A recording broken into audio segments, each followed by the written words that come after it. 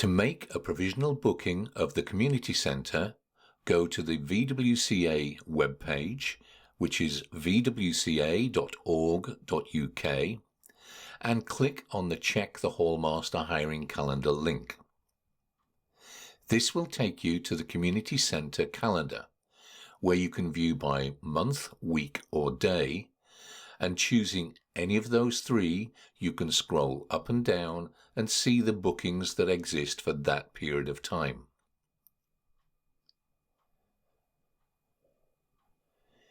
If you want to look at an alternative month to the current month, in the center of the row where you have month, week and day, there is a rectangle with two arrows. Click the right-hand arrow to move to the next month and next month, or click on the calendar at the left-hand side of that line and then select the month that you wish. If you want to make a booking on a given date, locate the date on the display and then click on the plus alongside the date number. You are then requested, if you are a new user, to fill in the form. If you're an existing user, enter your login name and password and click Login.